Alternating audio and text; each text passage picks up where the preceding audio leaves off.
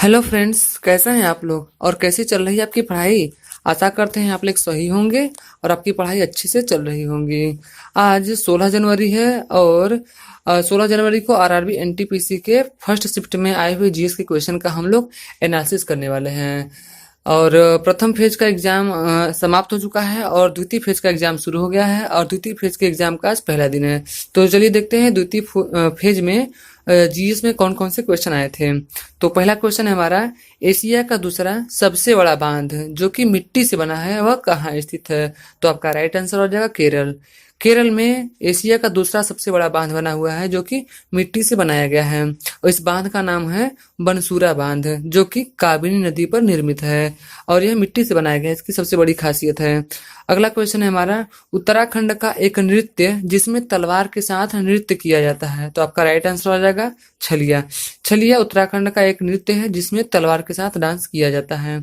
अगला क्वेश्चन पूछा गया था, महाराष्ट्र राज्य का गठन कब किया गया था। तो आपका राइट आंसर हो जाएगा 1 मई 1960। 1 मई 1960 को महाराष्ट्र राज्य का गठन किया गया था। अगला क्वेश्चन है, गांधी जी दक्षिण अफ्रीका से लौटने के बाद 1916 में किस विश्वविद्यालय के उद्घाटन समारोह में शामिल हुए थे। तो आपका राइट आंसर हो जाएगा बीएचयू यानी कि बनारस हिंदू विश्वविद्यालय में। महात्मा गांधी जी 1893 ईस्वी में दक्षिण अफ्रीका चले गए थे और भारत में कब आए थे, 9 जनवरी 1915 को। इसी अवसर पर 9 जनवरी को भारत में प्रवासी भारतीय दिवस के रूप में सेलिब्रेट किया जाता है और एक वर्ष के उपरांत 1916 में यह बीएचयू के उद्घाटन समारोह में सम्मिलित होने के लिए गए थे। बीएचयू की अगर बात करें किसकी स्थापना किसने की थी, तो बीएचयू यानी कि बनारस हिंदू विश्वविद्यालय की स्थापना पंडित मदन मोहन मालवीय ने की थी। कब की थी, तो 1916 में की थी। चलिए अगले क्वेश्चन को बढ़ते हैं, दिल्ली को राजधानी बनाने की घोषणा जॉर्ज पंचम ने कब की। तो आपका राइट आंसर हो जाएगा 11 दिसंबर 1911। 11 दिसंबर 1911 आपका वह डेट है जब भारत की राजधानी को दिल्ली बनाया गया था। इसके पहले भारत की राजधानी क्या हुआ करती थी, तो आपका इसके पहले भारत की राजधानी कोलकाता हुआ करती थी। यह अवसर था जब भारत में तृतीय दिल्ली दरबार का आयोजन किया गया था। भारत में कुल 3 बार दिल्ली दरबार का आयोजन किया गया था। प्रथम बार भारत में दिल्ली दरबार का आयोजन 1877 में लॉर्ड लिटन के शासनकाल में हुआ था और उस दौरान भारत में भयंकर अकाल पड़ा था और आधुनिक भारत में पहली बार अकाल का जिक्र किया जाता है। अगर हम बात करें भारत में द्वितीय दिल्ली दरबार की, तो भारत में 1903 में द्वितीय दिल्ली दरबार का आयोजन किया जाता है और उसमें भारत का जो गवर्नर जनरल हुआ करता था लॉर्ड कर्जन हुआ करता था और भारत का तृतीय दिल्ली दरबार 1911 में हुआ था। कब हुआ था, 1911 में लॉर्ड हार्डिंग द्वितीय के शासनकाल में। लॉर्ड हार्डिंग द्वितीय के शासनकाल में भारत में तृतीय दिल्ली दरबार की घोषणा की गई थी जिसमें इंग्लैंड के महाराज जॉर्ज पंचम भारत आए थे और उन्होंने इसी स्मृति में दिल्ली से भारत की राजधानी कोलकाता से दिल्ली को स्थानांतरित कर दिया गया था। चलिए अगले क्वेश्चन को बढ़ते हैं। आज का हमारा अगला क्वेश्चन है, भारत में हरित क्रांति का जनक माना जाता है, आपको बताना है किसको। तो आपका राइट आंसर हो जाएगा एमएस स्वामीनाथन। एमएस स्वामीनाथन को भारत में हरित क्रांति का जनक माना जाता है। अगर बात करें कि वर्ल्ड में पूरे विश्व में हरित क्रांति का जनक किसे माना जाता है, तो नॉर्मन ई बोरलॉग।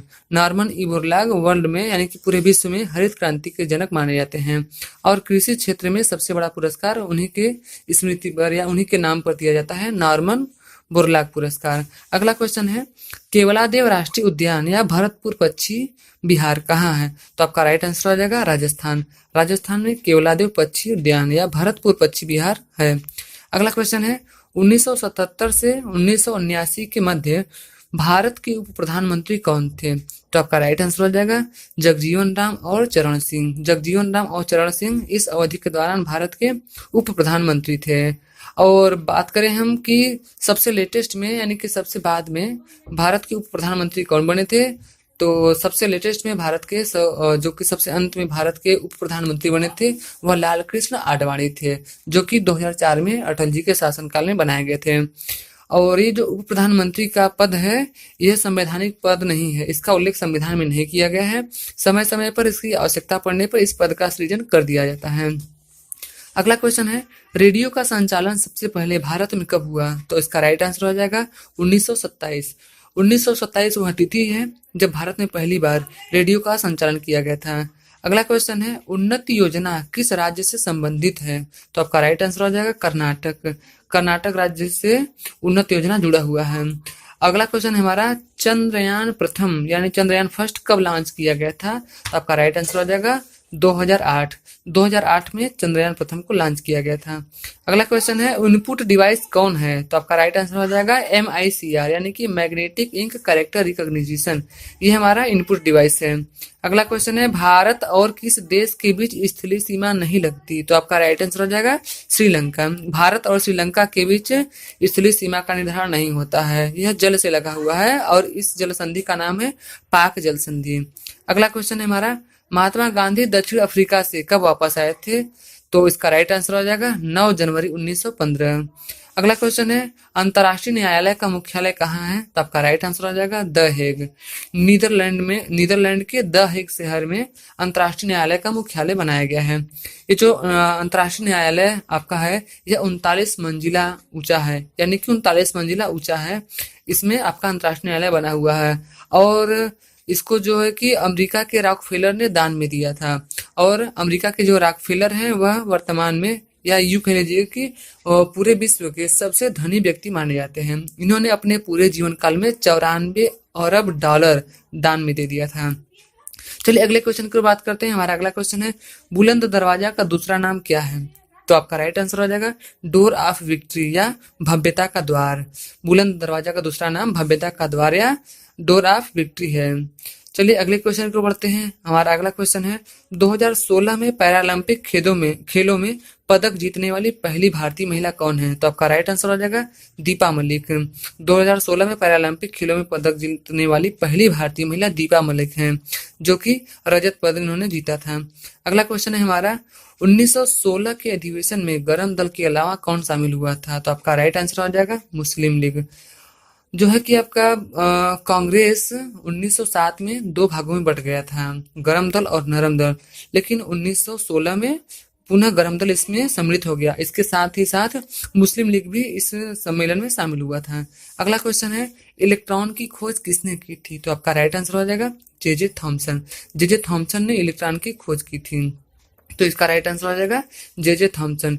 इसी तरीके से आप याद कर सकते हैं। इलेक्ट्रॉन पूछा है तो हो सकता है प्रोटॉन और न्यूट्रॉन पूछ ले, तो प्रोटॉन का हो जाएगा रदरफोर्ड, इलेक्ट्रॉन का हो गया आपका जे थॉमसन, प्रोटॉन का हो गया रदरफोर्ड, और आपका एक और बचता है उसको आप देख लीजिएगा। अगला क्वेश्चन है हमारा स्प्रेड शीट किससे संबंधित है?